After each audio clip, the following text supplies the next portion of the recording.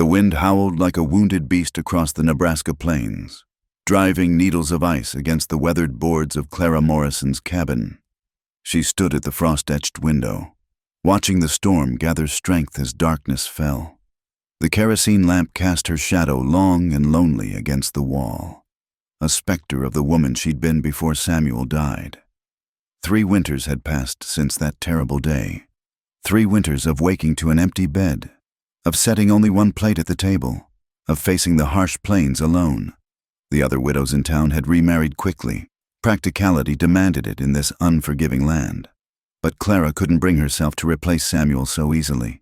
Not when she still heard his laugh in the wind, still saw his face in her dreams. She moved to the hearth, stirring the pot of thin soup that would serve as both dinner and breakfast. The stores were running low again. Come spring, she'd need to make the difficult decision: sell the homestead Samuel had built with his own hands, or find a way to work the fields alone. Neither option sat well in her chest. The memory came unbidden, as it always did on storm-filled nights.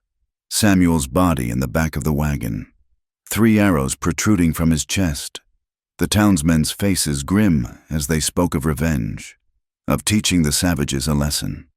The word tasted bitter even in memory.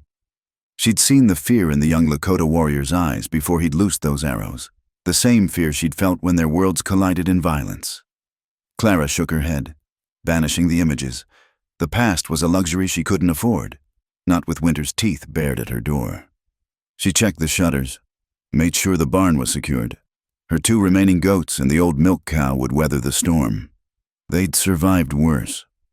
The first knock came as she was banking the fire for the night. So soft she thought it was merely the wind testing the door. But then it came again, urgent, desperate. Clara froze. No one traveled in weather like this. No one with good intentions.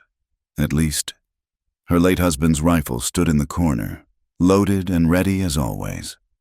Clara's hand trembled as she reached for it. The knocking grew more insistent, and now she could hear something else. A voice, barely audible above the storm's fury. "Please, help!" English words, but accented strangely. Clara's grip tightened on the rifle. She'd heard that accent before, in her nightmares. "Who's there?" she called, trying to keep her voice steady. "Please, white woman, my friend, she dies, please!" Clara's heart hammered against her ribs. Every instinct screamed danger. The nearest neighbor was 5 miles away. No one would hear her scream. But something in that voice, the raw desperation, the fear that matched her own, made her pause, keeping the rifle trained on the door. She lifted the heavy bar. The wind nearly tore the door from its hinges as she cracked it open.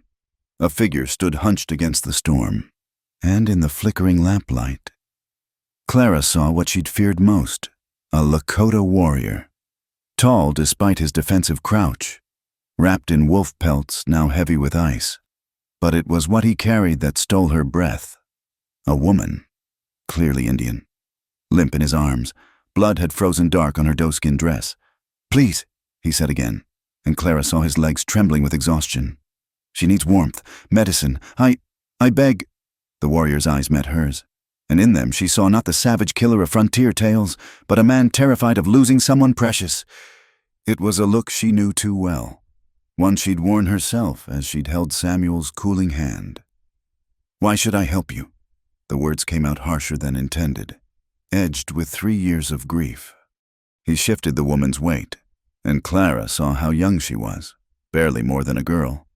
"Because you have kind eyes," he said simply. "Because the storm kills all, Indian and white same. Because," his voice cracked, "because I have nothing else to offer but my asking. My pride is frozen in the snow behind me. I am just a man, and she is dying." Clara stood paralyzed at the threshold. The smart choice was clear. Close the door, bar it tight, pretend she'd never heard that knock. The town would praise her caution. Samuel's brother would nod approvingly at her wisdom. But Samuel himself, Samuel would have opened the door. "Bring her in," Clara heard herself say. "Quickly, before we all freeze." The warrior's legs nearly buckled as he crossed the threshold. Clara hastily cleared the table. gestured for him to lay the woman there, in the lamplight. She could see the wound clearly now, a bullet hole in her shoulder, angry and inflamed. "When did this happen?" Clara asked, falling back on the practical to keep her fear at bay. 2 days past. Hunters. They shoot first." His hands hovered helplessly over his companion. "I tried. I kept her warm. But the fever." Clara had seen enough frontier injuries to know the danger. Without proper care, infection would claim the girl within days. She moved to her medicine cabinet, hands steadier now that she had a task.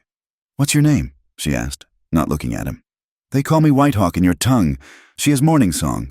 My sister friend." Sister friend. Clara had heard the term before, from an old trapper. It meant something like cousin, but closer, chosen family rather than blood. The tenderness in his voice when he said it made her chest tight. "I'm Clara," she said, returning with clean cloths and her precious bottle of whiskey. "Hold her still. This will hurt." As she worked, she noticed things. The warrior's, Whitehawk's, hands were scarred from work and war, but gentle as he smoothed Morning Song's hair back from her fevered face. He murmured to her in Lakota, words Clara didn't understand but recognized as comfort, as prayer. His wolf pelt cloak dripped steadily onto her clean floor, but he seemed unaware of his own chill, focused entirely on the girl. "She needs milk," he said suddenly. "Warm milk with honey, my grandmother's remedy, for strength." His dark eyes found Clara's again. "I know you have cow. I hear it in your barn. Please, I will trade. You have nothing I want," Clara said automatically, then winced at her own coldness. "I mean, there's no need for trade. I'll heat some milk." She moved to the pantry, acutely aware of the loaded rifle still leaning against the wall, of the warrior's presence filling her small cabin. He could overpower her easily, even exhausted as he was, but he made no threatening moves, simply held Morning Song's hand and continued his soft chanting. The milk was soon warm, sweetened with the last of her honey. Whitehawk helped Morning Song sit up, supporting her against his chest as Clara spooned the liquid between the girl's cracked lips. Most dribbled out, but some went down. Morning Song's eyelids fluttered. "Good," Whitehawk breathed. "Good, sister. Fight. Be strong like the mountain." Clara found herself watching his face, the play of emotion across features she'd been taught to see as hostile. But there was nothing hostile here, only love and fear in equal measure. It was devastatingly human. "She can rest by the fire," Clara said when the cup was empty. "It's warmer there." Together they moved Morning Song to the pile of quilts Clara hastily arranged near the hearth. The girl was burning with fever, muttering in delirium. Whitehawk knelt beside her, and Clara saw how his own body swayed with exhaustion. "When did you last eat?" she asked. He blinked, as if the question hadn't occurred to him. "Before the hunters. 3 days, maybe 4. Clara ladled soup into a bowl, handed it to him silently.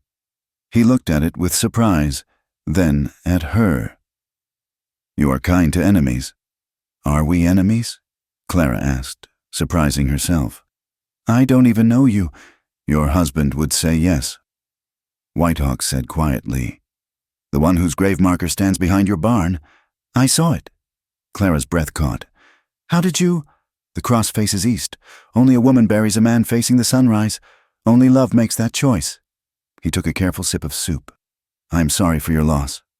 The simple sympathy from this unexpected source nearly undid her. Clara turned away, busying herself with banking the fire higher. "That was 3 years ago. Grief has no season," Whitehawk said. "It comes and goes like snow." They sat in silence then, the storm rattling the windows. Clara found herself stealing glances at him as he tended Morning Song. His movements were economical, practiced. This wasn't the first time he'd cared for wounded. "Your English is very good," she said finally. A bitter smile touched his lips. "Mission school. They beat the Lakota out of my mouth. Tried to pour English in. Said it would make me civilized." He gestured at his wolf pelts, his traditional dress. "You see how well it worked?" despite everything. Clara felt her lips twitch. Civilization is overrated. Trust me, I've lived in towns. He looked at her with surprise, then something that might have been approval. You are not like the others. You don't know me either, Clara pointed out. No, he agreed. But you opened your door in a storm. You gave milk when I begged. You share your fire with those your people call savage. These are not small things. Clara had no answer for that. She watched Morning Song's labored breathing, remembered her own vigil over Samuel's body. How different was grief, really, when stripped of language and custom. A wounded heart bled the same in any tongue. The wind had reached a howling crescendo, and somewhere in the distance, she heard the crack of a tree giving way. Whitehawk's head jerked up at the sound, hand moving instinctively to the knife at his belt. Just the storm, Clara said. We're safe here. He relaxed fractionally, but she could see the cost of constant vigilance in the lines of his face. How long had they been running? What had driven them into the teeth of this blizzard? You should rest too, she said. I'll watch her. Whitehawk shook his head. I cannot. If she wakes, she must see family. She must know she is not alone among strangers. Then I'll watch with you, Clara said, surprising herself again. She pulled her rocking chair closer to the fire, the rifle across her lap more out of habit than real fear now. The storm won't break before dawn. We have time. Whitehawk studied her for a long moment, then nodded. You are brave. Clara who buries with love. Or perhaps foolish. I have not decided. Both, probably. Clara admitted. My husband used to say they were the same thing out here. A wise man. Whitehawk said, I would have liked to meet him without arrows between us. The stark honesty of it should have angered her, should have sent her reaching for the rifle. Instead, Clara found herself saying, he would have liked you. I think he always said the only real enemy on the frontier was the land itself. Everything else was just people trying to survive. They settled into an oddly companionable silence, broken only by the storm's fury and Morning Song's occasional whimpers. Clara found herself fighting to keep her eyes open as the night wore on, the warmth of the fire and the strange peace of shared vigil lulling her toward sleep. Tomorrow would bring questions. From herself. From the town if they discovered what she'd done. But tonight, in the circle of firelight while the blizzard raged, they were simply 3 human beings sheltering against the dark. It was enough. It had to be. Clara woke with a start, her neck stiff from dozing in the rocking chair. The fire had burned low, casting dancing shadows across the cabin. For a moment, she forgot why she wasn't in her bed, why her rifle lay across her lap. Then she saw them, Whitehawk still kneeling beside Morning Song, his hand on her forehead, checking her fever. You should have woken me, Clara said, her voice rough with sleep. You needed rest. He didn't look up. The fever broke an hour ago. She breathes easier now. Clara rose, joints protesting, and moved to check on the girl herself. Morning Song's color was better, the angry flush fading to a more natural warmth. The wound, while still serious, showed no signs of the red streaks that meant blood poisoning. She's tough, Clara observed, refreshing the compress on the girl's forehead. She has to be. Whitehawk's voice carried weight. Our women learn strength before they learn to walk. The world demands it. Clara retreated to her small kitchen, stoking the stove back to life. Dawn was still hours away, but neither of them would sleep again tonight. She set water to boil, measured out the last of her coffee. It seemed strange, making coffee for a Lakota warrior in her kitchen. But the whole night had passed beyond strange into something dreamlike. Tell me what happened, she said, not quite a command, but not really a question either. The truth of it. Whitehawk was silent so long she thought he wouldn't answer. When he finally spoke, his voice was carefully neutral. We were traveling to the agency. Morning Song wanted to see her sister, who married a man from another band. Peaceful journey. No raiding, no war party.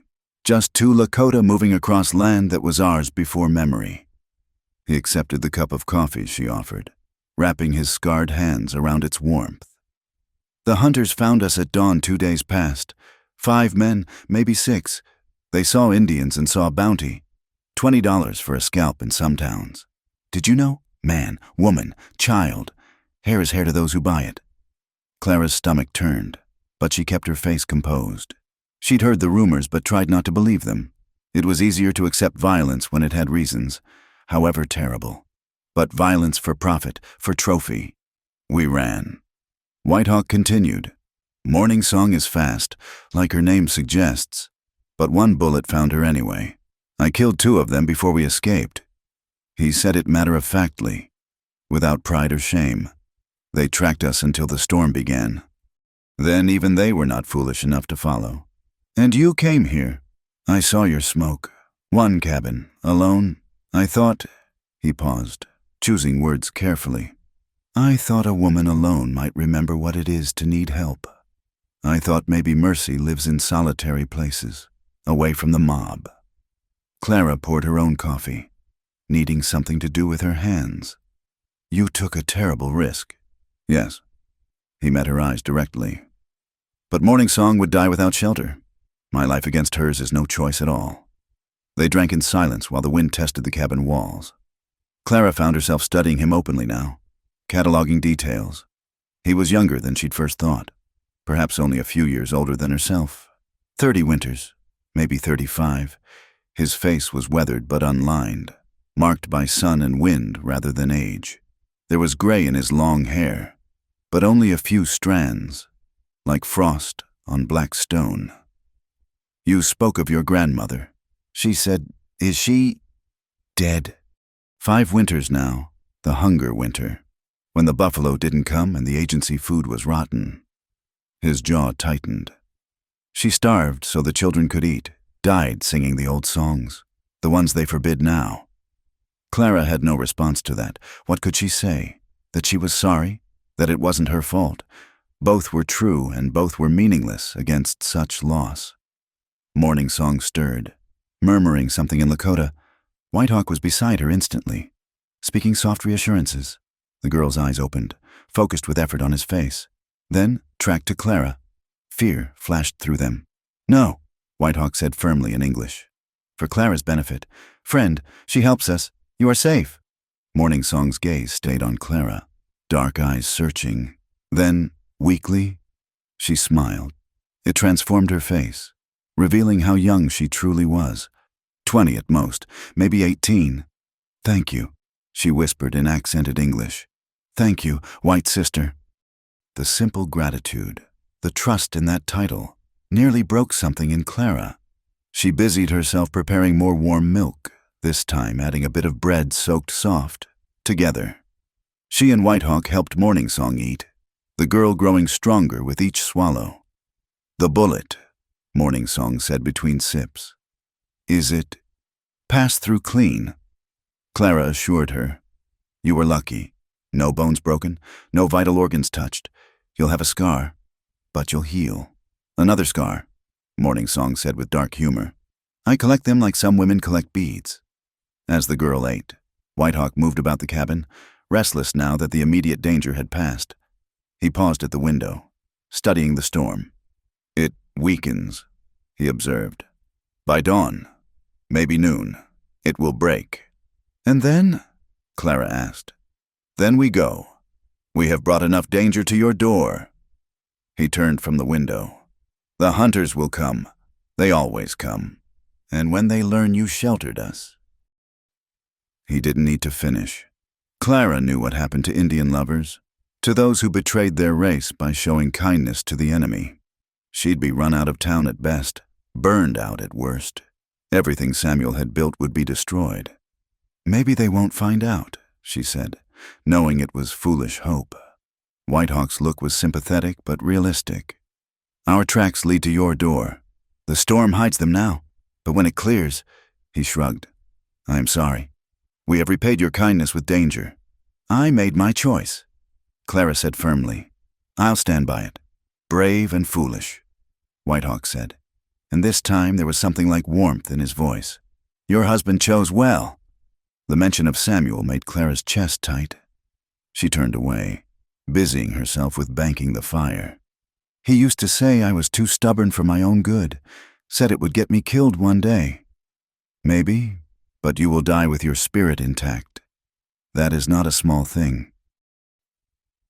Whitehawk returned to Morningsong's side. Too many people live long lives, but die inside years before their bodies fail. They trade their spirits for safety, for comfort, for the approval of others. You have not done this. Clara considered his words while she tidied the cabin, needing movement to settle her nerves. There was truth in what he said. She'd felt the pressure to conform, to remarry, to be the widow the town expected. But something in her had resisted, had clung to her independence even when it meant hardship. "Why didn't you go to your own people for help?" she asked. "Surely there must be camps closer than the agency." Whitehawk's face darkened. "The bands scatter in winter, harder to find, harder to attack. And Morningsong. Her wound marks her as a fugitive. Any camp that shelters us becomes a target. I would not bring that curse to families with children. But you'd bring it to me?" He looked at her steadily. "You have no children, no family here. If you must run, you lose only land and wood. Others would lose much more." The calculating coldness of it should have angered her. Instead, Clara found herself appreciating his honesty. He'd weighed the costs and made a choice. In his place, she might have done the same. "There's more soup," she said. "You should eat again, both of you." As she heated the pot, she became aware of her own appearance. Her hair was disheveled from sleep, her dress wrinkled and stained with blood from tending Morningsong. She must look like a madwoman, but vanity seemed absurd under the circumstances. Whitehawk ate slowly this time, savoring the simple meal. "You cook well," he said, "seasoning like my grandmother used. Wild onion. From the creek bed. Yes, they grow thick there in spring." Clara felt oddly pleased by the compliment. "Samuel showed me where to find them." He knew the land. It wasn't a question. A man who learns from the land instead of trying to conquer it. Rare among your people. He wasn't typical. Clara agreed. Came out here to farm, but he spent more time learning than plowing. Said the plains would teach you everything you needed to know if you just shut up and listened. Very rare, Whitehawk amended. I think I would have liked this man, even with arrows between us. The repetition of the phrase made Clara look at him sharply. You said that before. Were you there? When Samuel died? Whitehawk held her gaze without flinching. No, but I knew the ones who were young men, angry at the wagons cutting the land, at the fences keeping buffalo from water. They thought fear would drive the settlers away. They were wrong. They killed him for nothing then. He never fenced water, never turned anyone away hungry, Indian or white. The old bitterness rose in her throat. He died for other men's sins. Most men do, Whitehawk said quietly, Indian and white alike. We die for sins committed before we were born, for anger we did not create, for fear we did not plant. It is the way of things. Clara felt tears threaten and blinked them back fiercely. She would not cry in front of this man, would not show that weakness, but his next words undid her resolve. Your husband's death was wrong. I say this as Lakota, as a warrior. The young men acted from pain, not honor. They brought no glory to the people, only more sorrow. I am sorry for your loss. Clara, who buries with love, I am sorry for all the losses that should not have been. The tears came then, silent and unstoppable. 3 years of grief, of anger, of loneliness, all released by the simple acknowledgement from the last source she'd expected. Whitehawk made no move to comfort her, showed no discomfort at her emotion. He simply sat, bearing witness to her pain as she had witnessed his. When the tears finally stopped, Clara wiped her face with her apron, embarrassed but somehow lighter. I'm sorry, I don't usually. Tears are not weakness, Whitehawk said. They are the heart's way of washing itself clean. My people believe tears unshed turn to poison in the body. Better to let them flow. Morningsong had dozed off again, her breathing deep and even. The crisis had passed. She would live. Clara should have felt relief, but instead she felt a strange dread. Their leaving would be necessary. But some part of her, a part she didn't want to examine too closely, wished the storm would last forever, keeping them all suspended in this strange peace. "You should know," Whitehawk said suddenly. "Morning Song is more than sister friend to me. She is, in your words, she is my intended. We will marry when the spring moons come, if the world allows it." Clara felt something twist in her chest. Not disappointment, surely, just surprise. "She's lucky then. You care for her deeply." "Yes." He studied Clara's face. "Does this change things? Your kindness?" "No," Clara said firmly. "Love is love. It doesn't become less sacred because of the color of the lover's skin." Whitehawk smiled then. The first true smile she'd seen from him. It changed his entire face, revealing the younger man beneath the warrior's mask. "You surprised me, Clara Morrison, when I saw your cabin alone on the plain. I thought I would find bitterness, maybe hatred. Instead, I find understanding." "Don't paint me too noble," Clara warned. "When you knocked, my first thought was to shoot through the door. I almost did, but you didn't. That is what matters. Not the first thought, but the final action." He rose, stretching muscles stiff from kneeling. "The storm breaks faster than I thought. We should prepare."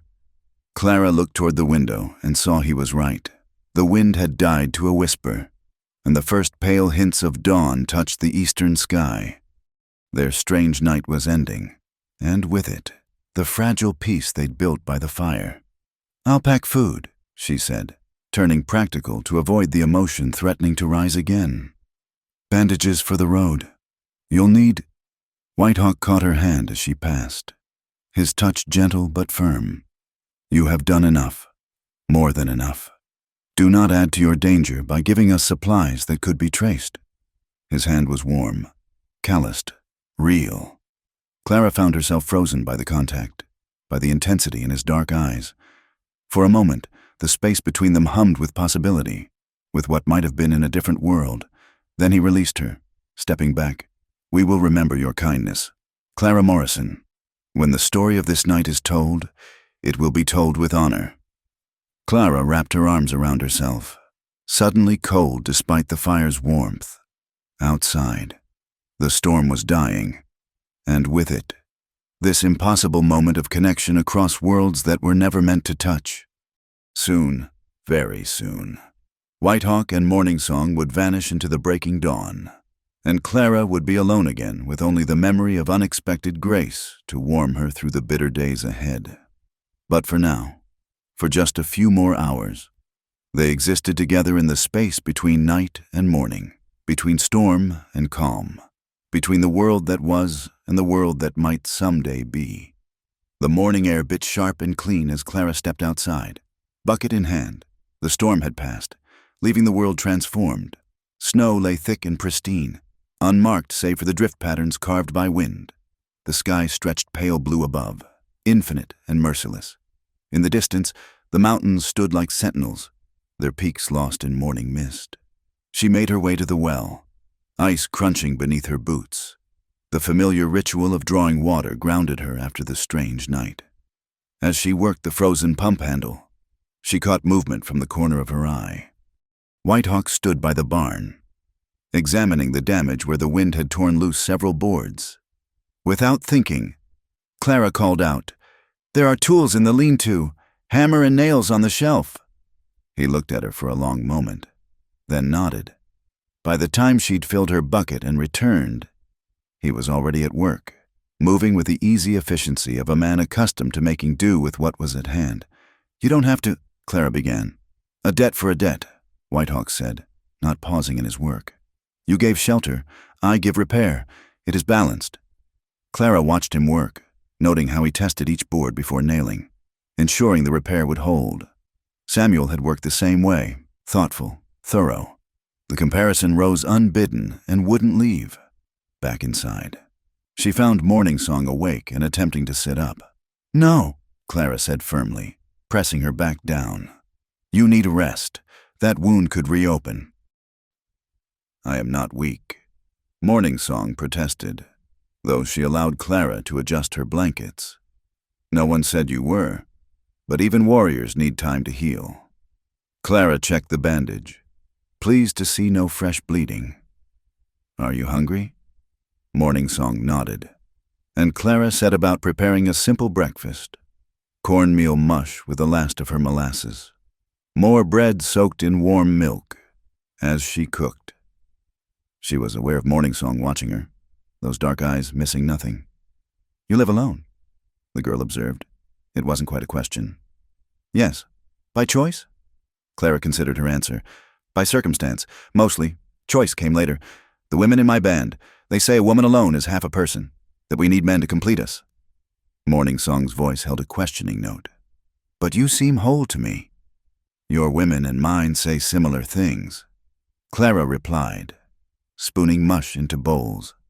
Maybe they're right. Maybe I am half a person. But I'd rather be half of myself than all of someone I don't recognize. Morning Song smiled at that. Whitehawk says you are wise. I see why. They ate in companionable silence, broken only by the rhythmic sound of hammering from outside, the domestic normalcy of it all. Sharing breakfast while a man repaired the barn made Clara's chest ache with memory and possibility in equal measure. Tell me about your sister, Clara said, needing conversation to chase away the dangerous thoughts. The one you were traveling to see. Morning Song's face lit up. Blue Dove. She is 2 winters older, married to a man from the Brûlé band. They have a son now, fat and happy. She sends word that he looks like our father, has a stubborn chin. Her smile faltered. I may never see them now. After the shooting, the hunters, it is too dangerous. I'm sorry, Clara said, meaning it. Family separation is its own kind of death. You understand? Morning Song studied her. Your family? Back east, Pennsylvania. They wrote for a while after Samuel died, urging me to come home. But this is home now. I can't explain that to people who've never seen the sunrise over endless grass, never heard the wind sing through the canyons. Clara shrugged. So we stopped writing. The land claims you. Morning Song agreed. It enters your blood like fever. Whitehawk says the same.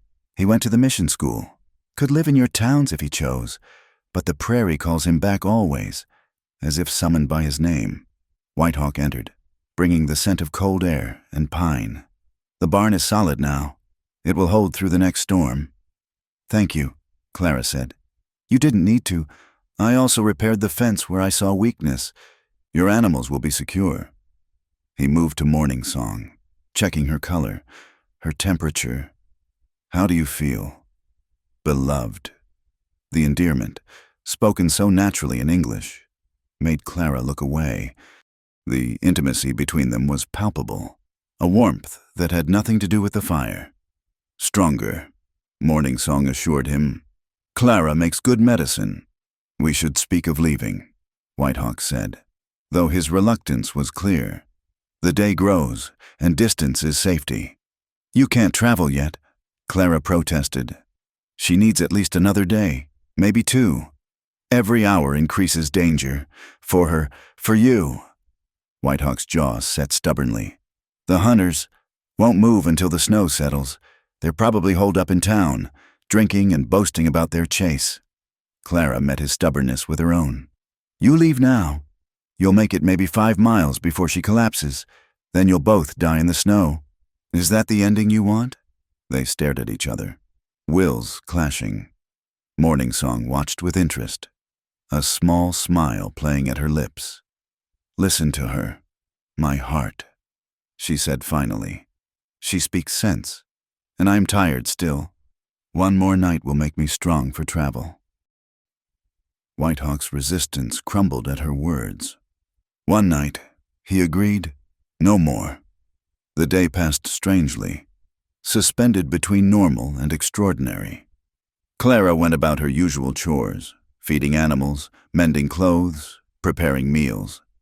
But now, with company, Whitehawk helped without being asked, splitting wood, hauling water, even milking the temperamental goat that usually gave Clara trouble. She likes you, Clara observed, watching the goat stand placidly for him. Animals know when you mean no harm. He replied, "They are wiser than people that way." Morning Song, propped up by the fire, worked on beating a small pouch despite Clara's protests that she should rest. "Idle hands make restless spirits," she insisted. "This settles my mind." They talked as they worked, careful conversations that skirted the dangerous territories of past and future. Whitehawk spoke of tracking deer, reading weather signs, the proper way to thank an animal's spirit after a hunt. Morning Song told stories from her childhood, racing ponies across summer grass, learning to tan hides from her grandmother, the taste of fresh buffalo liver after a successful hunt. Clara found herself sharing too, Samuel's first disastrous attempt at plowing, the year grasshoppers ate everything but the turnips, the time she'd faced down a wolf with nothing but an iron skillet and desperate courage. "You fought a wolf?" Whitehawk looked impressed. "And won." "I made enough noise to convince him I was too much trouble. Sometimes that's all winning means, being more trouble than you're worth." As afternoon shadows lengthened, the easy companionship began to fray at the edges. Reality pressed in with the approaching night. Tomorrow they would leave. Tomorrow Clara would be alone again. Tomorrow the world would reassert its harsh divisions. She was setting the table for supper when hoofbeats sounded in the distance. Everyone froze. "How many?" Whitehawk asked, already moving for his weapons. Clara peered out the window, heart hammering. "4 riders. No, 5. She recognized the lead horse. "It's my brother-in-law, Thomas Morrison, and others from town." "They track us?" Whitehawk's hand went to his knife. "I don't think so. Thomas comes by sometimes, checking on me, but with others." Clara's mind raced. "You have to hide, both of you, the root cellar." "No!" Whitehawk's voice was firm. "We will not hide like rabbits. If they want blood, they'll get it, and mine too." Clara snapped. "Please, for Morning Song, if not for me. The cellar." Morning Song was already struggling to rise. "I can fight. You can barely stand." Clara said, "Please, trust me. Let me handle this." Whitehawk looked ready to argue further, but the hoofbeats were getting closer. With a frustrated sound, he helped Morning Song to her feet. Clara showed them the cellar entrance, hidden beneath a braided rug. "Whatever happens, stay quiet," she ordered. "Promise me?" Whitehawk caught her hand as she turned to go. "If they harm you because of us, they won't," Clara said with more confidence than she felt. "I know these men. I can handle them." She dropped the rug back in place just as the first knock rattled her door. Taking a deep breath, Clara smoothed her hair, straightened her spine, and opened the door with what she hoped was surprised pleasure. "Thomas, what brings you out in this weather?" Thomas Morrison looked like an older, harder version of Samuel, where her husband had been lean and thoughtful. Thomas was broad and blunt, with a kind of face that expected the world to arrange itself to his liking. "Clara." He touched his hat brim perfunctorily. "Checking on you after the storm. Wanted to make sure you weathered it all right. As you can see, I'm fine." Clara didn't move from the doorway, though I appreciate the concern. "Gonna invite us in? It's powerful cold out here." Thomas's smile didn't reach his eyes. "Been riding since dawn. Tracking Indian sign. 2 of them. Looks like wounded one. Trail leads this direction."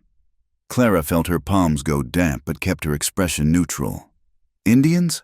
I haven't seen anyone. But then, I've been inside mostly. The storm, you know. Mind if we look around?" This from one of the other men, a rough type Clara recognized as Jeb Hollis, who trapped when he wasn't drinking. "Just to be safe."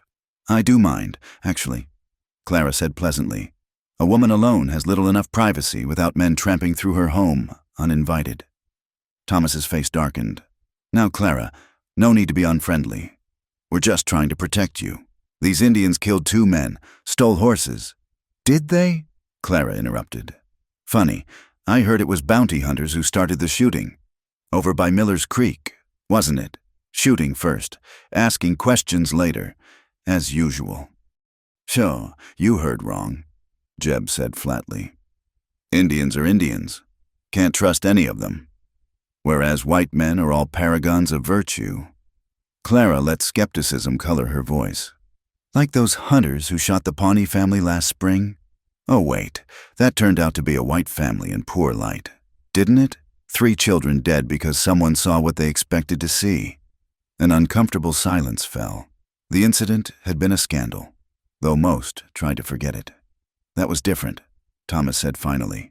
These are confirmed hostiles. Lakota, you know what they're capable of. Clara, what they did to Samuel. Samuel died 3 years ago. Clara cut him off. And the Indians who killed him are likely dead too, killed in retaliation raids. When does it end? Thomas? When we've killed them all. When they've killed us. Where's the victory in that? You always were too soft-hearted, Thomas said. Samuel said so. Said it would get you in trouble someday. Well, Samuel's not here to protect me from my soft heart anymore. Is he? Clara felt anger rising and didn't try to stop it. And neither are you. I've managed 3 years alone without your protection. Thomas Morrison, I'll manage 3 more. Now see here. Jeb started forward, but Thomas held him back. We're wasting time, another rider said. If they came this way, they're long gone by now. Probably holed up in the Badlands. Probably. Thomas agreed, but his eyes stayed on Clara's face. You sure you haven't seen anything? No tracks? No sign? The only tracks I've seen are yours. Clara said truthfully, though I'd appreciate if you didn't tear up my yard any further. Spring planting will be hard enough without hoof prints everywhere. Thomas studied her a moment longer, then stepped back. All right then, but you be careful. Clara, lock your doors. Keep that rifle handy. These are dangerous times. They always have been. Clara replied, Somehow I keep surviving. The men mounted up, Jeb still grumbling about searching the property. But Thomas led them away, though not before throwing one last suspicious look at the cabin. Clara stood in the doorway until they were specks in the distance, then sagged against the frame. Her hands shook as she barred the door. They're gone, she called, pulling back the rug. Whitehawk emerged first, his face thunderous. Bounty hunters, he spat. They lie even to their own people. Not all of us believe the lies, Clara said wearily, though too many do. Morning Song climbed out more slowly, supported by Whitehawk. You risked much for us. Why? Clara considered the question. Why indeed? Practicality said she should have turned them over, preserved her own safety. The town would have praised her. Thomas would have nodded approvingly. She would have remained the respectable widow, above suspicion. Because, she said finally, I've been dead for 3 years, frozen like the ground in winter. Last night, for the first time since Samuel died, I felt alive. Afraid, yes, but alive. You gave that to me. How could I repay that with betrayal? Whitehawk stepped closer, his dark eyes intense. You are not like any white woman I have known. You are not like any Indian I was taught to fear. Clara replied. They stood there, the space between them charged with unspoken possibilities. Morning Song watched with knowing eyes, a small smile on her lips. One more night, Whitehawk said softly. Then we go. One more night. Clara agreed, though the words tasted like ash in her mouth. She busied herself with supper preparations, trying not to think about tomorrow. But as she worked, she was intensely aware of every moment. Whitehawk's quiet strength, Morning Song's gentle humor, the way the firelight made the cabin feel like a sanctuary against the gathering dark. One more night. It would have to be enough. The news spread through Willow Creek like wildfire on dry grass. By the next afternoon, everyone knew that Indian tracks had been found near the Morrison widow's place. Clara felt the weight of suspicious glances when she ventured into town for supplies 2 days after Whitehawk and Morning Song had disappeared into the pre-dawn darkness. At Morrison's general store, conversation stopped mid-sentence when she entered. Martha Hollis, Jeb's wife, made a show of gathering her skirts away as Clara passed.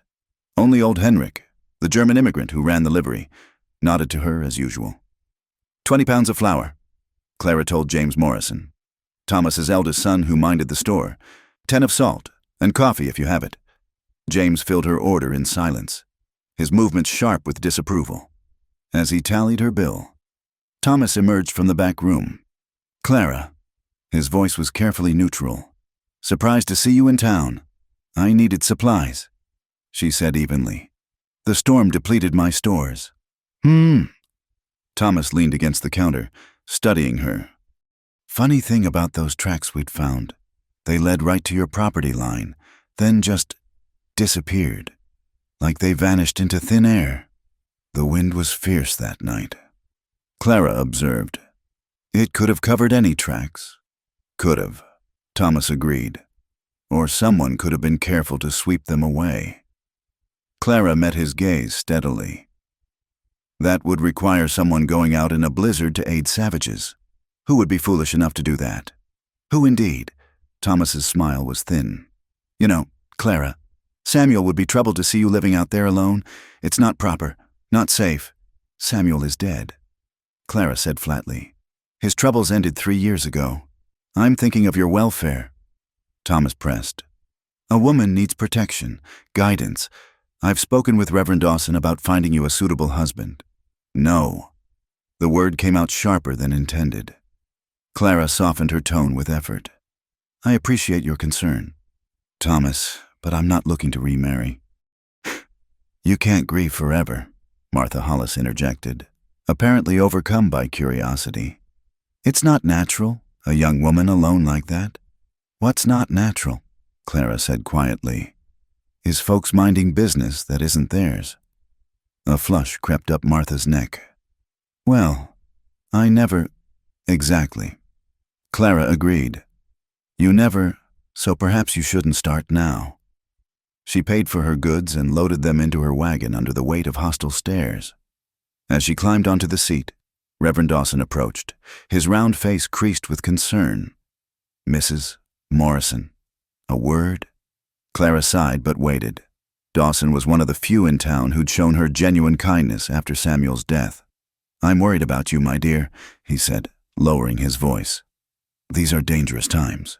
The Indian troubles, the talk in town. Perhaps you should consider moving closer to civilization, for your own safety." "Reverend," Clara said carefully, "do you remember your sermon last month? About the Good Samaritan?" He blinked. "Of course. You said Christ called us to show mercy to all, even those our society considers enemies. That love knows no boundaries of race or creed. Do you still believe that?" Dawson's face reddened. "Well, yes, but that's different." "Is it?" Clara gathered her reins. "Good day, Reverend." She drove out of town with her back straight, ignoring the whispers that followed. But once she was out of sight, her shoulders sagged. The confrontation had cost her more than she wanted to admit. These people had been her community, her support after Samuel died. Now she felt their suspicion like a physical weight. Back at the cabin, she unloaded her supplies methodically, trying not to think about how quiet everything was.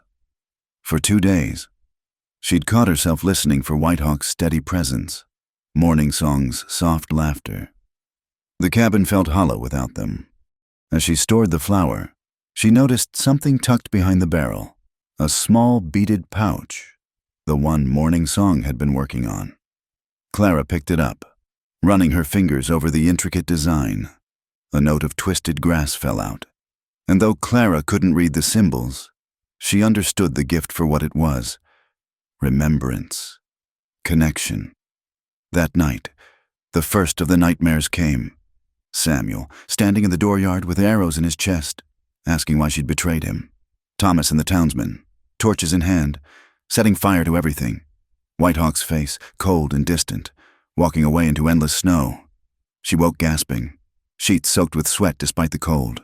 Sleep wouldn't return, so she rose and made tea, sitting by the window to watch the stars wheel overhead. The next days blurred together.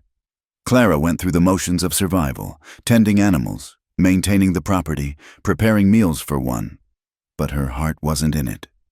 The brief taste of companionship had made her solitude sharper, like the difference between darkness and darkness after staring at flame.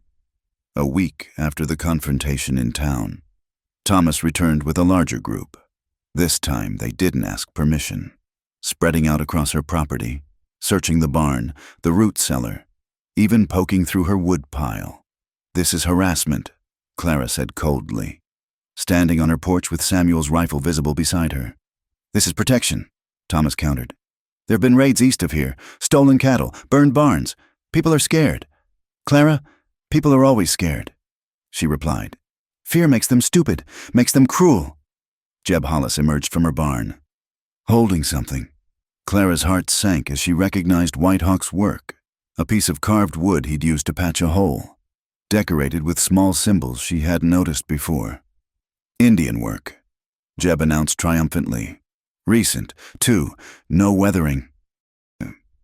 The men gathered around, muttering. Thomas's face darkened as he turned to Clara. "Explain this." Clara's mind raced. Denial would be futile now. "A traveling trader," she said. "Weeks ago. He fixed the barn in exchange for food. I didn't ask his heritage. You let a savage into your barn?" Martha's husband, Carl, looked scandalized. "Alone.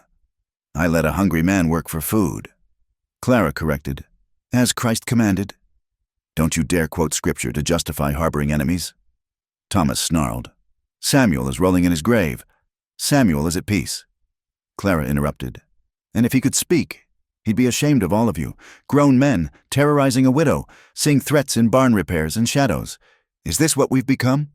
"We've become survivors," Thomas said, "while you've become a traitor to your own kind." The word hung in the air like a curse. Clara felt its weight settle on her shoulders, knew it would follow her now wherever she went. "Get off my land," she said quietly. "All of you, now." "This isn't over," Thomas warned. "The town council will hear about this. There will be consequences." "There always are," Clara agreed. "Now go." They left reluctantly, throwing dark looks back at her. Clara maintained her rigid posture until they were gone, then sank onto the porch steps, shaking. She'd known this was coming, had expected it from the moment she'd opened her door to White Hawk, but the reality was harsher than the anticipation. She was truly alone now, cut off not just by choice, but by communal decree. That night, she dragged a chair to the porch despite the cold, wrapped in quilts, Samuel's rifle across her lap. If they came in darkness, to burn, to force her out, she'd see them coming. But the night passed quietly, and the next, and the next. The isolation deepened. No one came to check on her, to buy eggs, to share gossip. Even Henrik avoided her eyes when she passed the livery. 2 weeks after White Hawk left, Clara woke to find a dressed deer haunch hanging from her porch beam. No note, no sign. But she knew. The meat was prepared in the Lakota way, and a small bundle of sage was tied to it. She cried as she cut it down, tears of gratitude and loneliness mingling. The gift gave her strength to face what came next, the official notice, delivered by a nervous deputy, that the town council had voted to censure her for endangering the community through association with hostiles. The midnight visit from hooded men who shouted threats and broke her windows before riding off. The poisoning of her milk cow, found dead one morning with foam on its lips. Through it all, Clara endured. She boarded the broken windows, buried the cow, ignored the censure. What else could she do? This was her land, her home. Samuel's grave was here. Her life, such as it was here. But late at night, when the wind howled like wolves and the walls pressed close, she found herself thinking of White Hawk's words, "You will die with your spirit intact." She wondered if that was enough. Wondered if principle was worth the price of complete isolation. A month after that terrible night, she found her answer. Working in the garden plot, preparing for spring planting she might not live to see. She heard horses approaching, many horses. Her hands tightened on the hoe, but she didn't run for the rifle. She was tired of running, tired of fear. But the riders who crested the hill weren't Thomas and his mob. They were soldiers, blue uniforms stark against the brown grass, and riding with them, impossible but real, were White Hawk and Morning Song. Clara's knees nearly buckled. She leaned on the hoe, watching them approach, afraid to hope. The officer in charge, a weathered captain with kind eyes, dismounted first. "Mrs. Morrison? Clara Morrison?" "Yes," she managed. "Captain William Bradley? Fort Robinson. I understand you rendered aid to 2 Lakota individuals during the February blizzard." Clara's chin came up. "I gave shelter to wounded travelers. I'd do it again." Bradley smiled. "I'm glad to hear it, ma'am. Your guests have been very helpful to us, provided information about the actual raiders, white men posing as Indians to stir up trouble and justify land grabs. We've arrested the real culprits, thanks to their testimony." Clara looked past him to where White Hawk sat his horse, watching her with those steady dark eyes, Morning Song beside him, healed and strong. "I don't understand," Clara said. "The Lakota you helped are scouts for the army now," Bradley explained. "Part of our peace initiative. When they told me about your kindness, your courage in the face of community pressure, I knew I had to meet you, and to deliver this." He handed her an official-looking document. Clara read it twice before the words sank in. A commendation from the territorial governor for exceptional humanitarian service and courage in promoting peace between peoples. "This won't make me popular," she said. "No," Bradley agreed. "But it might make others think twice before harassing you. The Army protects its friends, Mrs. Morrison." As the soldiers set up a temporary camp near her barn, White Hawk dismounted and approached. They stood facing each other, a world of unspoken words between them. "You came back," Clara said. "I said I would." His voice was as she remembered, deep and certain. "Though not as I expected." "Scout for the Army?" She couldn't hide her surprise. His smile was rueful. "The world changes. We must change or be crushed by it. This way, I can protect my people with words instead of arrows." Morning Song convinced me. "She's wise," Clara said. "Yes." He paused, seeming to wrestle with words. "Clara Morrison, you have lost much because of us. Your standing, your safety." "My prison," Clara interrupted. "You freed me from a prison I didn't even know I was in.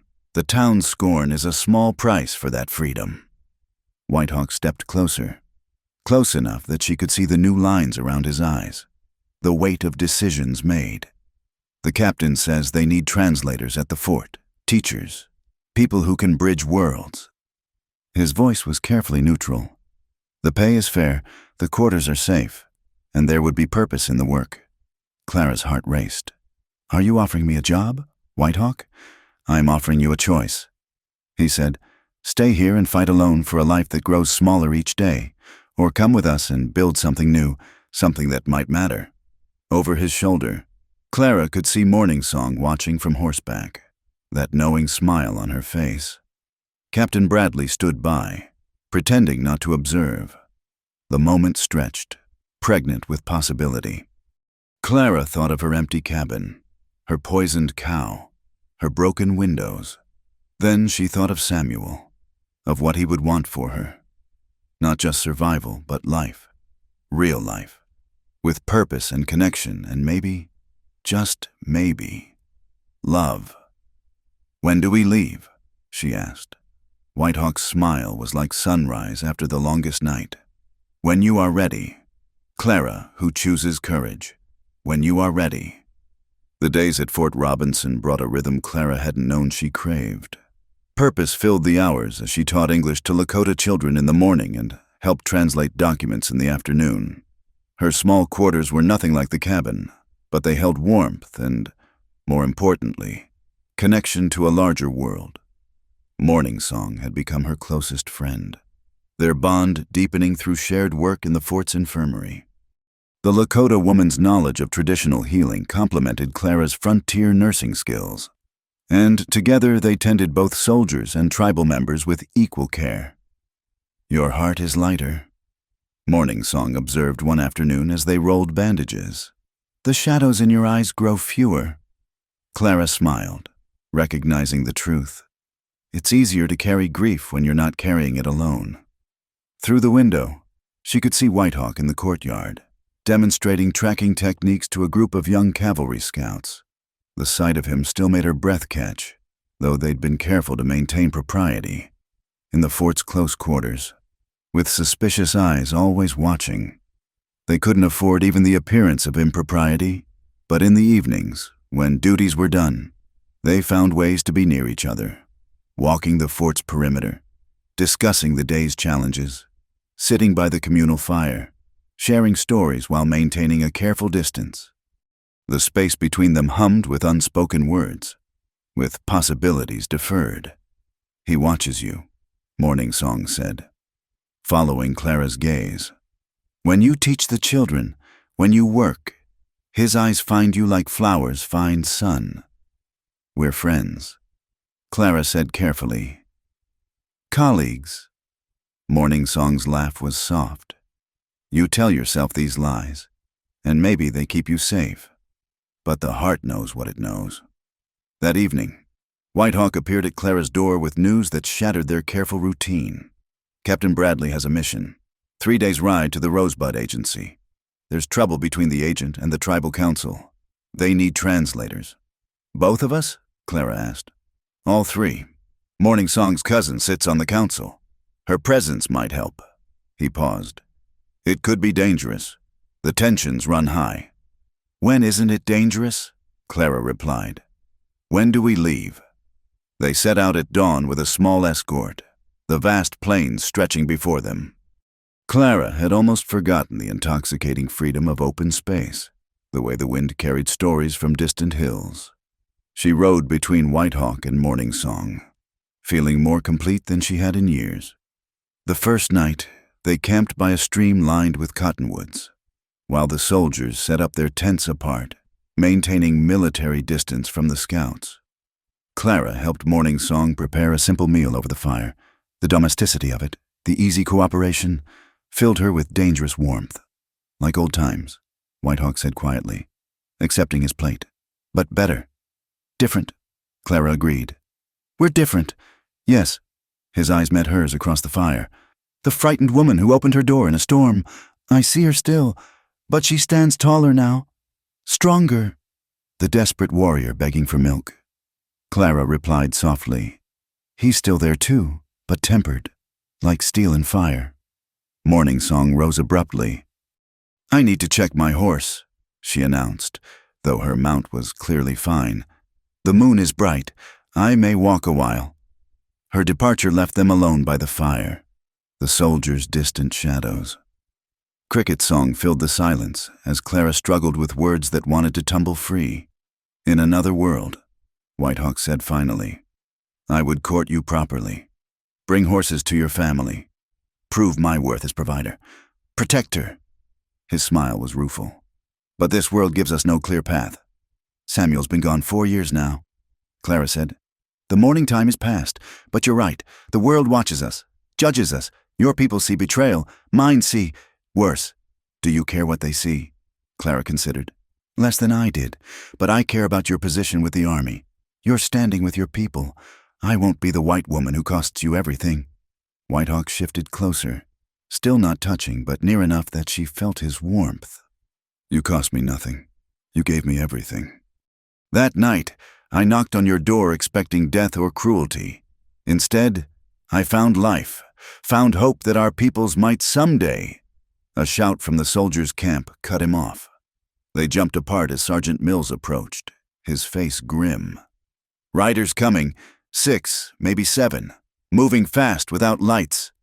White Hawk was on his feet instantly, warrior instincts sharp. "Raiders? Can't tell, but honest folk don't ride dark like that." They doused the fire, everyone moving to defensive positions. Clara found herself between White Hawk and Morning Song, Samuel's rifle ready in her hands. The familiar weight of it grounded her as hoofbeats grew louder. The riders burst into camp like chaos itself, white men, armed and whiskey wild. Clara recognized the type, drifters who haunted the territories, preying on anyone vulnerable. "Well, well," their leader drawled, eyeing the group, soldiers playing nursemaid to savages. "And look here, a white woman keeping red company. Ain't that cozy?" Captain Bradley emerged from his tent. "Authority in every line. State your business, gentlemen." "Tracking stolen horses." The leader lied smoothly. "Trail led this way. Figured these Injuns might know something about it.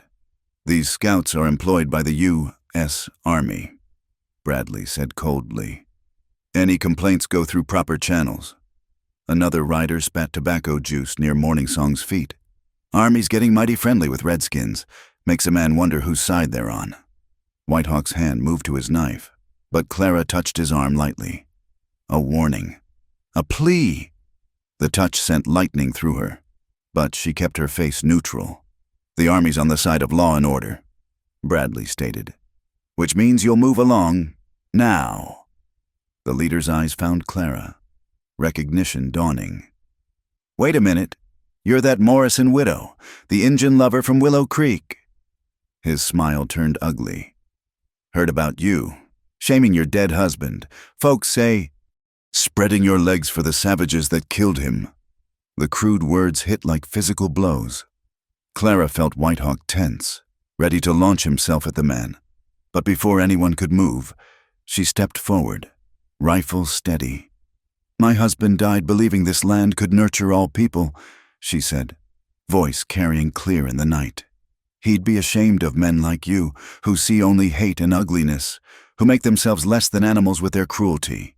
Big words from a whore," the man sneered. Reaching for his gun, 3 things happened simultaneously. Whitehawk moved, fast as striking lightning. Morning Song raised her bow. Arrow knocked, and Clara's rifle spoke once, the shot cutting the hat from the leader's head. "The next one goes lower," she said calmly. "I've been shooting since I was 12. Ask anyone in Willow Creek about my aim." The silence stretched taut. Then Bradley's voice, hard as iron. "You men have 10 seconds to clear out. After that, we defend ourselves." The riders wheeled and fled, shouting threats that dissolved into distance. Clara lowered her rifle, hands trembling now that danger had passed. "Impressive shooting," Bradley commented, "though that was a risk. Sometimes risks are necessary." Clara replied. Whitehawk stood close enough that she could feel the controlled fury radiating from him. His words were meant to wound. Clara interrupted. They failed. But later, as camp settled back to uneasy sleep, she sat apart, the poison of those words working deeper than she'd admit. Morning Song found her there, staring at stars that seemed suddenly cold. "Men speak from their own darkness," the Lakota woman said, settling beside her. "Their words reflect their souls, not your truth." "I know." Clara wrapped her arms around her knees. "But knowing and feeling are different things. Whitehawk would have killed him. I saw it in his eyes. Only your touch held him back." Clara said nothing, but Morning Song continued. "That touch said more than words, and he heard it, as I did." She stood, brushing dust from her skirts. "Stop punishing yourself for feelings that bring harm to no one. Life is short and often brutal. Joy is rare. When it comes, we must grab it with both hands." The next 2 days passed in careful normalcy. They reached the agency, where Clara's translation skills proved vital in negotiating a peaceful resolution to the dispute. Whitehawk's steady presence and Morning Song's diplomatic grace smoothed tensions that might have exploded into violence. On the return journey, they stopped at a different site, a meadow where a stream widened into a clear pool. While the soldiers refilled canteens downstream, Morning Song announced she was going to bathe in privacy upstream. "I'll stand watch," Clara offered, but Morning Song shook her head. "Whitehawk will watch, you rest." The look she gave them both brooked no argument. So Clara found herself alone with Whitehawk by the pool, afternoon sun painting the water gold. He stood with his back to her, vigilant, but she could see the tension in his shoulders. "Thank you," she said, "for holding back the other night. Violence would have solved nothing." He turned slightly. "Your touch asked me to stop. For you, I would stop the wind itself." The raw honesty of it made her chest tight. "Whitehawk, I know all the reasons we should not be," he said. I know the price you pay already for showing mercy. But Clara, I must speak truth. My heart chose you that night in the storm. Every day since has only made that choice stronger." Clara rose, moving to stand beside him. The pool reflected their images. Side by side, "My heart chose too," she admitted. "But hearts are not always wise."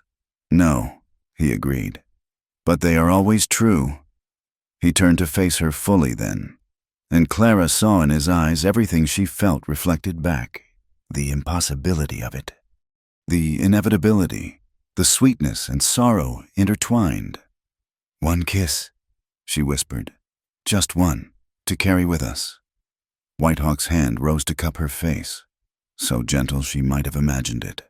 "One kiss may never be enough. It has to be."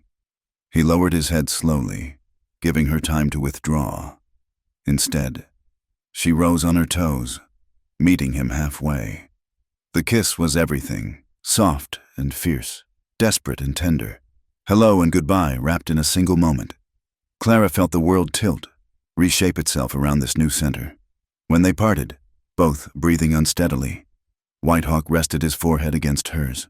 "Now I understand why the stars burn," he murmured. "They taste eternity and cannot let it go." Footsteps approached, morning song returning. They stepped apart, but Clara knew the truth was written on both their faces. Morning Song took one look and smiled, sad and knowing. "Good," she said simply. "Hearts should speak, even when the world says be silent." They returned to the fort as the sun set, painting the sky in shades of loss and promise. Everything had changed. Nothing could change. Clara felt the sweet ache of it with every breath, every stolen glance, every careful maintenance of distance. That night, she sat in her quarters, touching her lips, holding the memory close. Tomorrow would bring its duties, its necessities, its careful boundaries. But for tonight, she had tasted possibility. For tonight, that was everything. The morning brought unwelcome visitors to Fort Robinson. Thomas Morrison arrived with a delegation from Willow Creek, including Reverend Dawson and several town councilmen. Clara saw them from the schoolroom window where she was teaching, and her heart sank. "Continue practicing your letters," she told the children, then stepped outside to face whatever storm was coming. Thomas spotted her immediately, his face darkening. "So it's true. You're here, living among them." "I'm employed by the United States Army," Clara said evenly.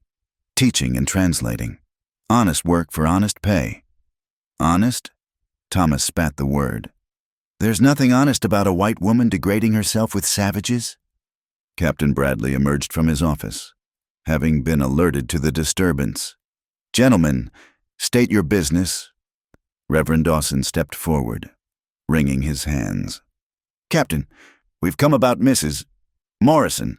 Her situation here concerns the good people of Willow Creek. We feel a Christian duty to intervene." "Intervene in what, exactly?" Bradley's tone was dangerously quiet. Thomas pushed past the Reverend. "She's my brother's widow. Family responsibility. I'm here to take her home where she belongs." "I belong where I choose," Clara stated. "And I choose here." "You're not thinking clearly," Thomas insisted. "Grief and isolation have affected your judgment. Come home, Clara. We'll find you a proper husband. Help you remember who you are." "I know exactly who I am," Clara's voice carried across the courtyard. "I'm a woman who makes her own choices, who sees beyond skin color to common humanity. If that offends you, the fault lies in your narrow vision, not my broad one." Whitehawk appeared then, returning from morning patrol with several scouts. He took in the scene, Clara facing down the townsmen, Bradley standing ready to intervene. His approach was casual, but Clara saw the alertness in every line of his body. Thomas's eyes fixed on Whitehawk with naked hatred.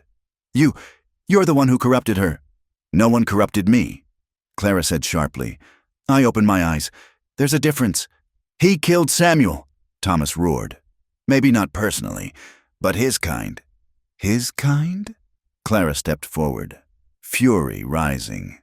"Samuel was killed by frightened young men lashing out at change. just like you're lashing out now. The cycle continues because men like you feed it with hate. Reverend Dawson tried a gentler approach. My dear, think of your reputation, your eternal soul. The Bible warns against yoking ourselves with unbelievers. The Bible also says love thy neighbor. Clara interrupted. It says feed the hungry, shelter the homeless, care for the wounded, which is exactly what I did. That's not the same, Dawson began. Isn't it? Clara's eyes blazed. Or does Christ's love only extend to those who look like us, pray like us? I must have missed that part of the gospel. A crowd was gathering. Soldiers, scouts, other fort personnel. Morning Song moved to stand near Clara. A silent but powerful support. The tension stretched tight as a bowstring. Enough, Bradley commanded. Mr. Morrison, Reverend, gentlemen, Mrs. Morrison is employed here of her own free will. She's under Army protection, unless you have official business. I'll ask you to leave. Thomas's face mottled red. This isn't over. I'll write to the territorial governor. To Washington if I have to. No Morrison will live as a squaw while I draw breath. The slur hung in the air like a physical blow. Clara saw Whitehawk's hand move to his knife, saw other scouts tense, but before violence could erupt, she laughed.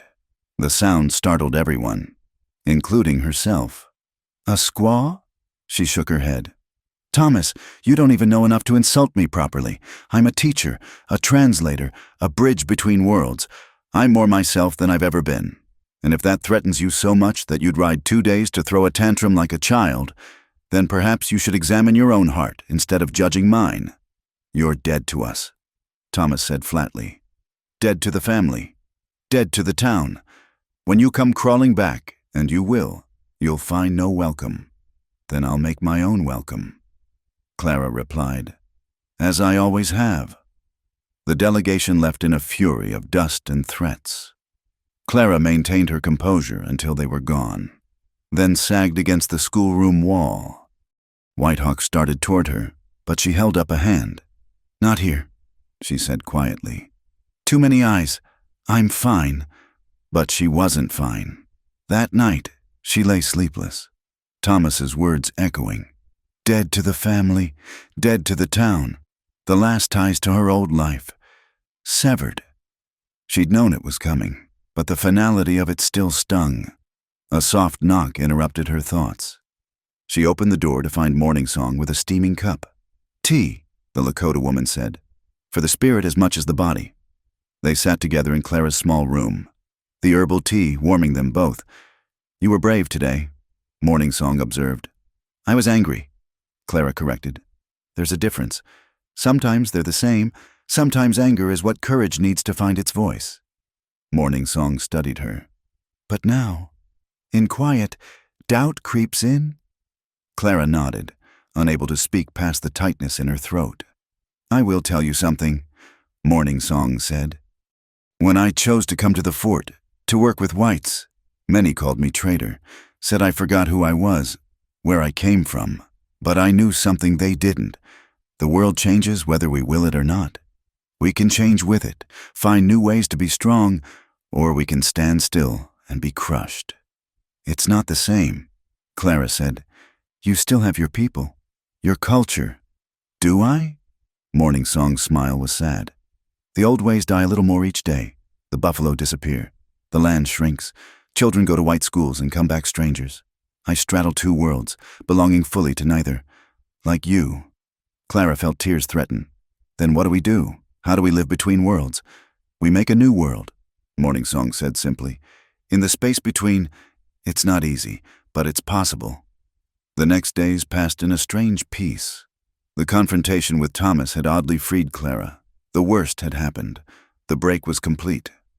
She threw herself into work with new energy, expanding the school, improving translation protocols, building bridges word by word. Whitehawk maintained careful distance in public, but she felt his presence like a constant warmth. In group settings, he positioned himself where he could see her. During meetings, his translations often included subtle support for her ideas. When racist comments flew from soldiers or visitors, His quiet interventions deflected them before they could wound. He guards you. Morning Song observed one afternoon. Not just your body, your spirit. I know, Clara said softly. I do the same for him. It was true. When officers dismissed Native concerns, Clara found ways to rephrase them that demanded attention. When scouts faced discrimination, she advocated fiercely for equal treatment. They protected each other without words, without touch, but with a connection that grew stronger for its restraint. Then came the night that changed everything. A massive storm system moved in from the mountains, spawning tornadoes across the plains. The fort went on alert, everyone scrambling to secure buildings and livestock. In the chaos, a funnel cloud touched down near the native housing area outside the fort proper. Clara didn't think. She ran toward the destruction, medical supplies in hand. Buildings were shattered, people injured, children crying. She worked frantically, binding wounds, comforting the terrified, not noticing the second funnel forming until someone screamed. She looked up to see death bearing down, a massive tornado heading straight for them. There was nowhere to run, nowhere to hide. Then strong arms wrapped around her, pulling her into a shallow ditch, a body covering hers as the world exploded. Wood and debris flew like missiles. The sound was beyond description, a roar that seemed to come from the earth itself. Clara pressed her face into the chest protecting her, breathing in sage and leather and life as death passed overhead. Then, sudden stillness. Clara, are you hurt? Whitehawk's voice, desperate with fear. She pushed up, staring at him in the strange green light. I'm fine. You? Blood ran down his face from a gash where debris had struck. His back was peppered with cuts from shielding her, but his eyes held only relief. You could have died, she breathed. Without you, I am already dead, he said simply. The words broke something in her, or maybe mended it. She kissed him there in the wreckage, tasting blood and rain and truth. Around them, people struggled to their feet, calling for help, but for one moment they existed only for each other. No more pretending, she said against his lips. I'm tired of pretending. The price, I've already paid it. I'm dead to them.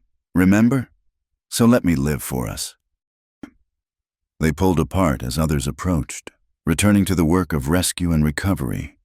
But something fundamental had shifted. Throughout the night, as they labored side by side, their eyes met with new understanding. No more careful distance, no more denial. Morning brought a transformed landscape. The tornado had carved a path of destruction through fort and surrounding area alike. As people emerged to survey damage, traditional boundaries seemed suddenly trivial. Soldiers worked alongside scouts, officers beside enlisted men, all united in common cause. Captain Bradley found Clara and Whitehawk organizing medical supplies.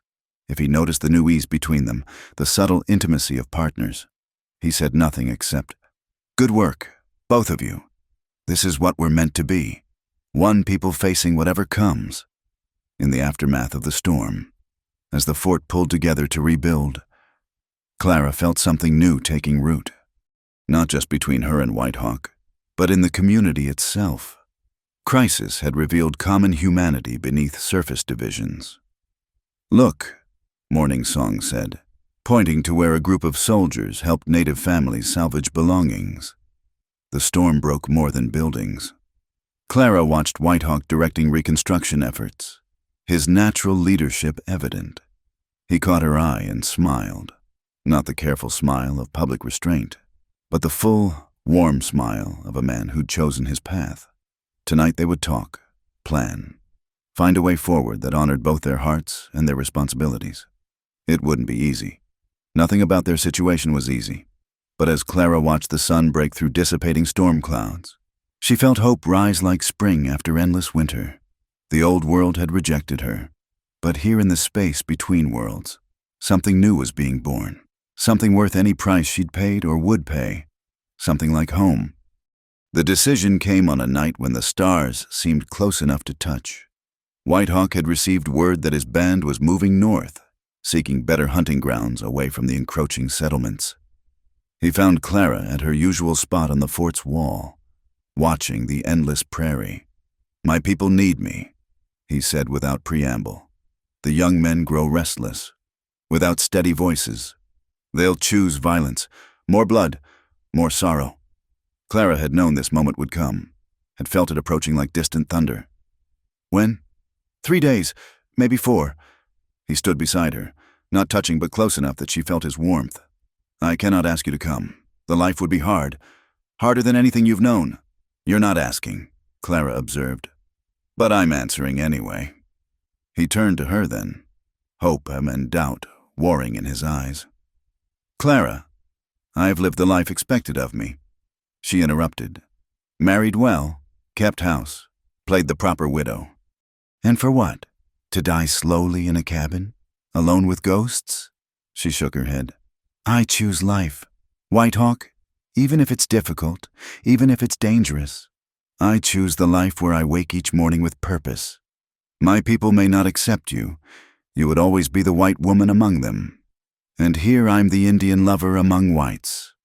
Clara smiled ruefully. At least with your people. I'd be judged for choices I actually made, not for the color of skin I was born with. White Hawk was quiet for a long moment.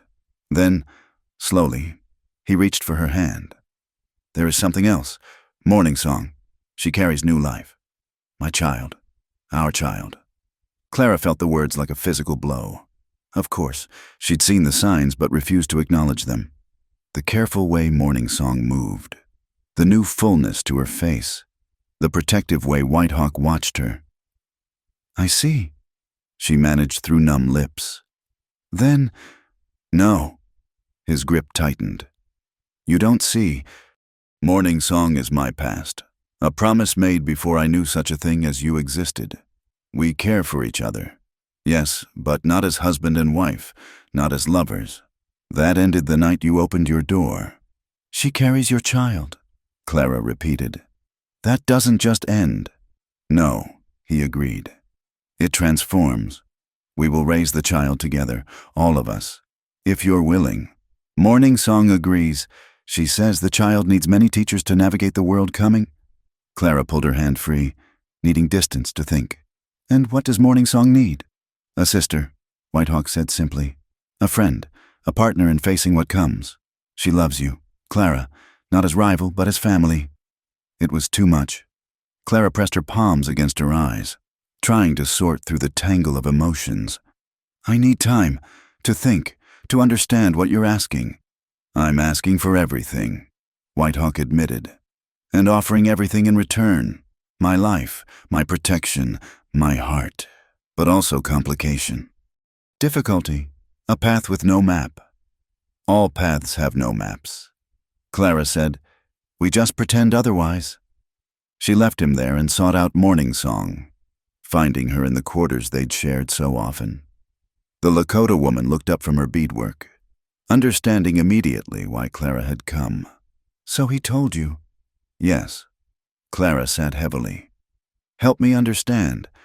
How can you be so calm about sharing? Morning Song set aside her work. In your world, love is possession. One man, one woman, walls around the heart. In mine, love is addition. More hearts make the circle stronger. But you loved him first. Did I? Morning Song smiled. I loved the boy he was, fierce and proud and certain the world could be forced to his will. You love the man he became, tempered by loss, wise enough to build instead of burn. These are not the same person. The child will have 3 parents instead of 2. Where is the loss in that? Morning Song leaned forward.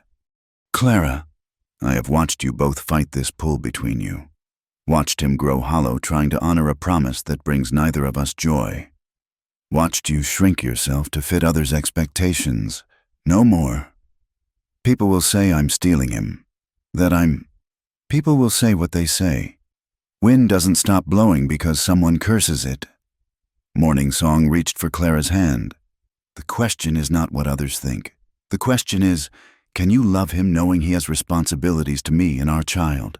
Can you join a family already begun? Clara thought of her empty cabin, her poisoned cow, her solitary meals.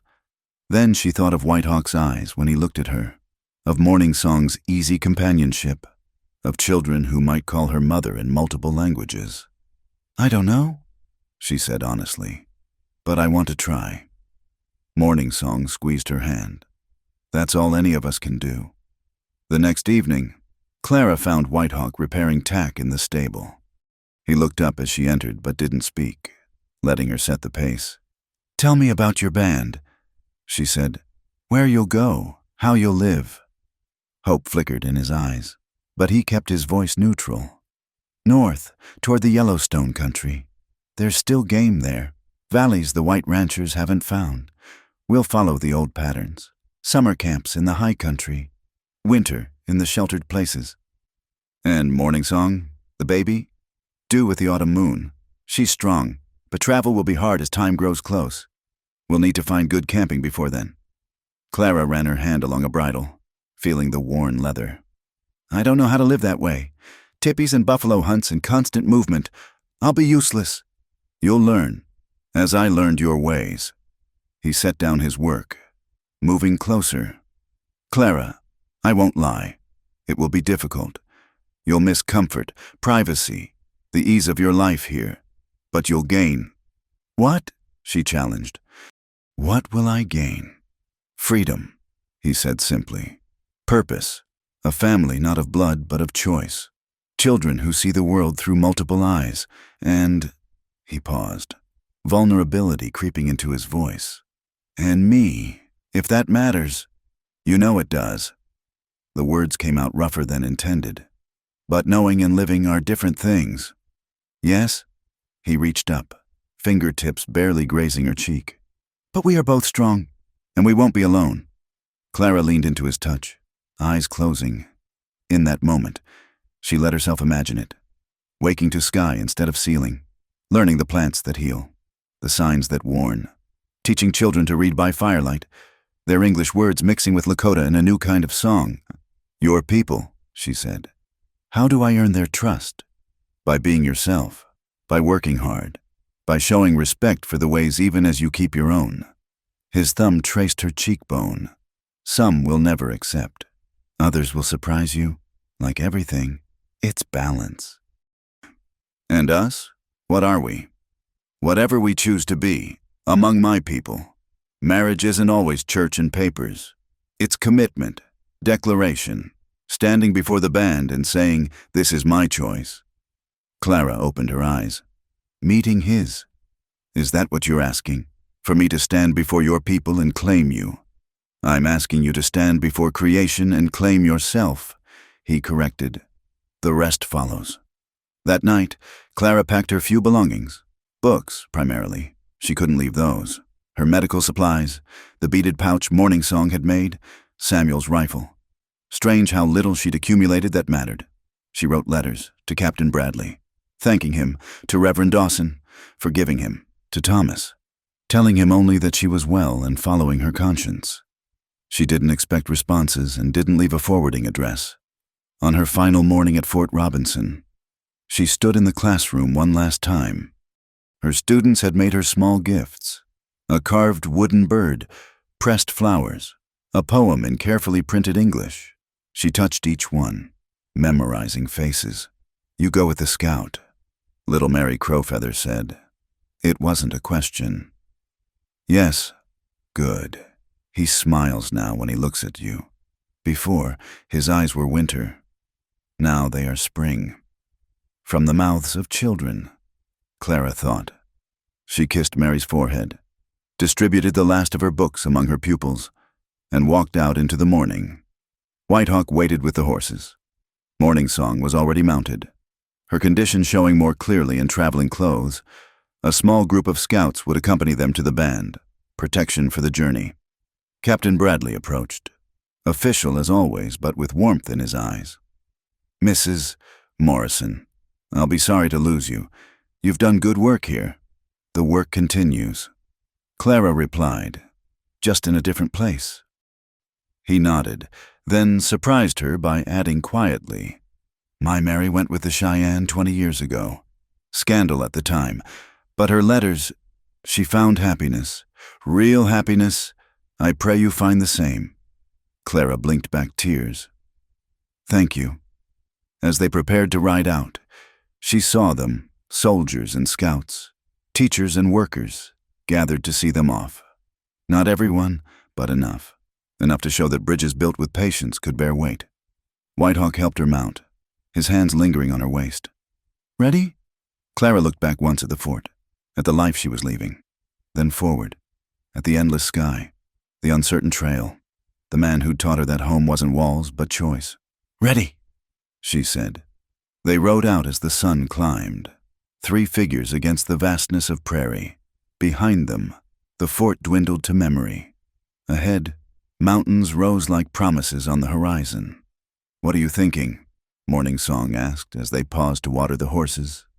Clara watched Whitehawk checking the trail ahead, saw how the sun caught the silver threads in his hair, how his movements held both grace and purpose. I'm thinking, she said slowly, that I spent years as a ghost in my own life, and now, finally, I'm learning to breathe. Morning Song smiled. Good, the journey ahead needs breath, and courage, and much laughter. Laughter? How else do we survive the absurdity? A white woman, a Lakota warrior, and a pregnant woman riding into the unknown. If we don't laugh, we'll cry. Despite everything, or because of it, Clara did laugh. The sound startled birds from the grass, made Whitehawk turn with that sunrise smile. See, Morning Song said, already you learn. As they resumed their journey, Clara felt the last chains of her old life fall away. Ahead lay uncertainty, hardship, probably pain, but also possibility, also love, also the chance to forge something new from the collision of worlds. She urged her horse forward, riding between Whitehawk and Morning Song, into whatever waited beyond the horizon. The wind sang of change, of challenge, of choice. Clara sang back, wordless but sure, a song of yes. Spring came late to the high country, but when it arrived, it transformed the world. Clara stood in the doorway of the cabin Whitehawk had built, a compromise between his traditional ways and her need for some permanence. Around them, the band had settled into summer camp, tippies scattered across the meadow like flowers. Morning Song's daughter, Winter Rose, toddled between the 3 adults who raised her, speaking a mixture of Lakota and English that made perfect sense to her developing mind. At 2 years old, she was fierce and gentle by turns, with her mother's grace and her father's steady gaze. Mama Clara, she called, holding up a handful of early wildflowers. For you! Clara scooped her up, breathing in the sweet smell of child and earth and home. Thank you, little one. Shall we put them in water? Whitehawk emerged from the trees, carrying fresh game. 2 years had weathered him, added new lines around his eyes, but contentment had softened the harsh edges. He smiled at the sight of them. His daughter, his heart's choice. And Clara felt the familiar warmth bloom in her chest. The hunters returned successful, Morning Song announced from her weaving. Her English had improved dramatically under Clara's teaching, just as Clara's Lakota had flourished under patient instruction. The spring feast will be rich. It hadn't been easy. Those first months, some in the band had rejected Clara outright, seeing only another white encroachment on their shrinking world. But she'd worked hard, learning to tan hides until her hands cracked and bled, to identify healing plants, to read weather in cloud formations. Slowly, grudgingly, then with growing warmth, she'd been accepted. The breaking point had come during Winter Rose's birth. Complications had arisen. The baby was turned wrong, Morning Song growing weak. The band's healer had done what she could, but it wasn't enough. Clara had stepped in with her frontier medical knowledge, her steady hands, her refusal to let death win. When Winter Rose finally cried, healthy and strong, the women who'd watched began calling Clara she who brings life. Now, as spring unfurled across the valley, Clara felt roots she'd never expected to grow. This mobile life, following seasons and game, had given her more stability than 4 walls ever had. The work was hard but meaningful. The community was close-knit, supportive in ways her old town had never been. A rider comes, Whitehawk said, shading his eyes. From the east, moving fast. Tension rippled through the camp. Fast riders rarely brought good news. Clara set Winter Rose down, automatically checking that a rifle was nearby. Old habits died hard. But as the rider grew closer, Clara recognized him.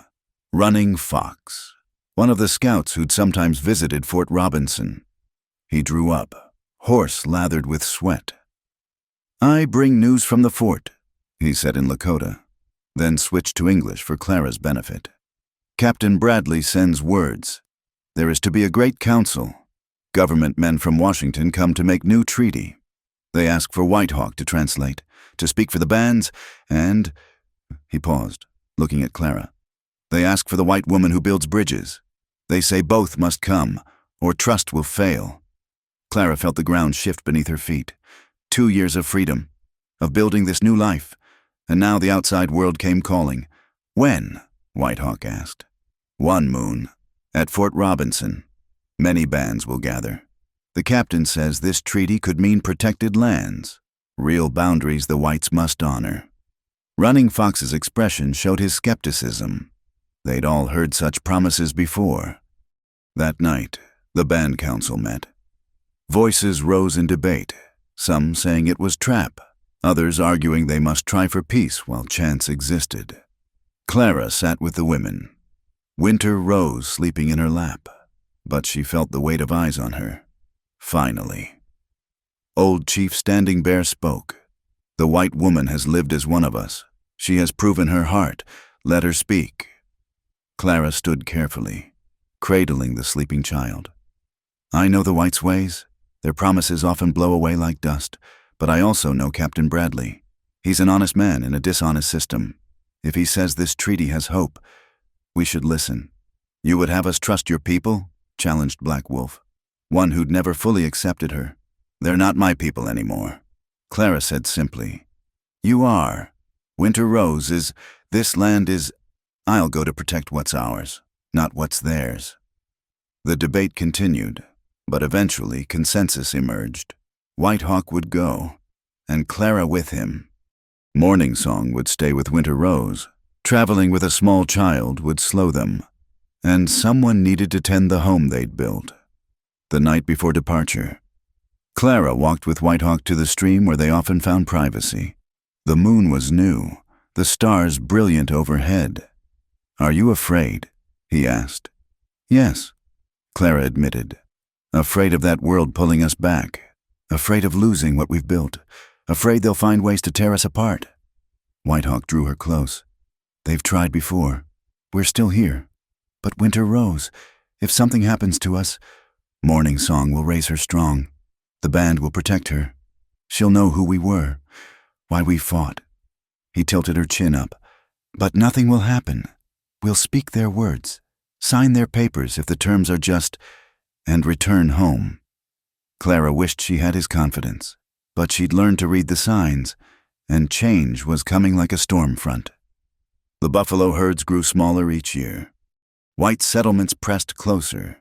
Their hidden valley wouldn't stay hidden forever. "Promise me," she said fiercely. "Whatever happens, we protect our family first. The grand causes, the greater good. None of it matters if we lose each other." "I promise," he said, sealing it with a kiss that tasted of spring water and forever. They left at dawn. A small party for speed and safety. The journey that had taken weeks 2 years ago now passed in a blur of familiar landmarks.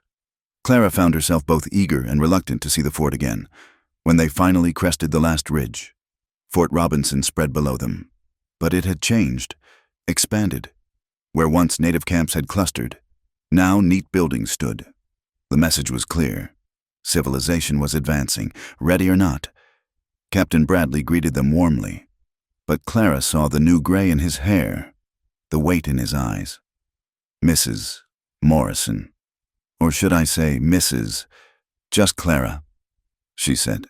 "Some things don't need white papers to be true." He smiled at that. "Indeed, I'm glad you came. These negotiations, they need voices like yours, people who understand both sides." The next days passed in a whirlwind of meetings, arguments, carefully worded documents. Clara translated not just words, but concepts, trying to bridge understanding between worlds that seemed determined to misunderstand. Whitehawk spoke with eloquence that surprised the Washington men, forcing them to see intelligence and dignity where they expected only savagery. The treaty, when finally hammered out, was better than most. Protected lands, government supplies, promises of non-interference. Clara knew how easily promises broke, but it was something. A chance. The night before the signing ceremony, she couldn't sleep. She walked the fort's walls, remembering another night, another storm, another life. So much had changed. She'd changed. Couldn't sleep either. Captain Bradley appeared beside her. Too much to think about, Clara admitted. You've done well here, both of you. Shown that peace is possible when people choose it. He paused. I'm retiring after this. 25 years is enough. My Mary wants me to join her with the Cheyenne. Might just do it. The world's changing, Clara observed. Has to. The old ways of thinking, the hatred and fear, they're dying, slowly, painfully, but dying. He looked at her sideways. Children like your winter rose, they're the future. Growing up between worlds, comfortable in both. Clara thought of her daughter, for that's what Winter Rose was, regardless of blood, speaking multiple languages, wearing both traditional dress and white clothing with equal ease, seeing no contradiction in her mixed heritage. I hope you're right, she said. The signing ceremony dawned clear and bright. Chiefs and officials gathered, the fort bustling with nervous energy. Clara stood with Whitehawk, translating the final terms one more time, ensuring everyone understood what they were agreeing to. As the chiefs made their marks and officials signed with flourishes, Clara felt history pivoting, not ending. Too much pain remained for that, but turning towards something that might, eventually, be better. After the ceremony, as people began to disperse, a familiar figure approached, Thomas Morrison, grayer and somehow smaller than she remembered. Clara, he said stiffly. She tensed, but Whitehawk's hand on her back steadied her. Thomas, I came to... He struggled with words. Samuel's grave. I tend it still. Thought you should know. The unexpected kindness nearly undid her. Thank you. Thomas looked at Whitehawk. Something complicated in his expression. You make her happy? She makes herself happy. Whitehawk replied. I just walk beside her. Thomas nodded slowly. Samuel would. He'd want you happy. Clara, I see that now. Took me too long, but I see it. He walked away before she could respond. But the encounter left her feeling strangely lighter. Not forgiveness, exactly, but a loosening of old wounds. They left the next day, eager to return to their valley, their people, their daughter. As the fort disappeared behind them, Clara felt a chapter closing. The work would continue. There would be other treaties, other fights, other bridges to build. But her part in this particular drama was done. What are you thinking? Whitehawk asked as they rode. That I'm ready to go home. Clara said, to see our daughter, to plant the garden, to live whatever seasons we're granted in peace. And if peace doesn't last? Clara smiled, thinking of Winter Rose's fierce spirit, of Morning Song's quiet strength, of the family they'd built from broken pieces. Then we'll face what comes, together, as we always have. They rode on, into the afternoon light, toward the mountains that sheltered their chosen life. Behind them, the fort and all it represented grew small. Ahead, the future waited, uncertain as always, but rich with possibility. In her saddlebags, Clara carried the signed treaty, but in her heart, she carried something more precious, the knowledge that love could bloom in the most unlikely ground, that families could be forged from choice rather than chance, that home was not a place, but a decision renewed each day. The wind sang through the grass, and this time, Clara heard only welcome, only yes, only home. Look, Whitehawk said, pointing ahead. Smoke from our fires. They're waiting for us.